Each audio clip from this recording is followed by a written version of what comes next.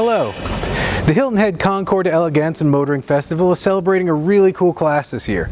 We're doing 70 years of the Mercedes-Benz 300 SL, and we're putting together some of the first cars that ever showed up in the USA. And well, they're also the first cars ever made, and that's because we were the big catalyst and the big customer for these coupes. So, as much as this is a German story, it really gets told with an American accent. So, before you see all those groundbreaking cars at the Concours, we wanted to bring you a few really fun stories from our own backyard.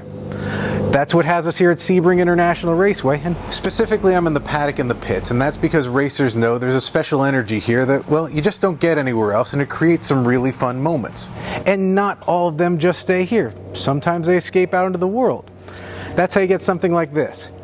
Paul Oshay's Sing a Song of Sports Cars. As much as we love this album just for the gull-wing on the cover, there's also a lot more going on here. We have to start in 1954. The world debut of the 300 SL sports car was at the New York Auto Show in February, but the first examples didn't hit the road until September. And in that gap time, well, that was the summer of Fangio. That's when he started racing for Mercedes and pretty much felt like every time he touched the wheel of his Silver Arrow, he was going to win.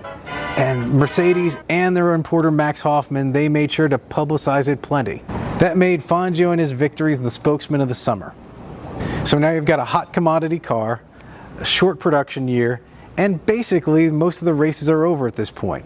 So the real debut for the 300 SL sports car on the track happened in 1955. Fangio continued to rack up victories in Europe, but now the USA had their own hero, Paul Oshea. Similar to Fangio, Oshea dominated his class in SCCA racing. It seems like every time he touched the wheel of his gull-wing, he wound up on the podium. So if you're the king of the finish line, the next logical step is an album, right? Oshea really did stick to the car theme. His first track is a ballad right to Fangio. He's got some fun wordplay with the Bugatti Blue Waltz, and there's even a track that specifically talks about all the unique textures that make this place so great in a serenade to Sebring. We'd like to play it for you right now, but we're pretty sure the YouTube gods would mute it, so just check out the links below if you want to hear. And once you give it a listen, you really understand that it's parody. Oshea was doing it as a little bit of a joke, sort of thing you mess around with and you pick up your guitar over there on the paddock and just have a little fun in between races for your friends.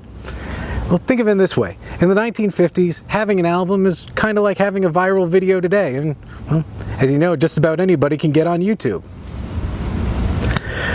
But the difference here is that he's a champion. And when he decides to put a well-engineered car on the cover to give it a little bit of Elvis glamour, that's pretty cool.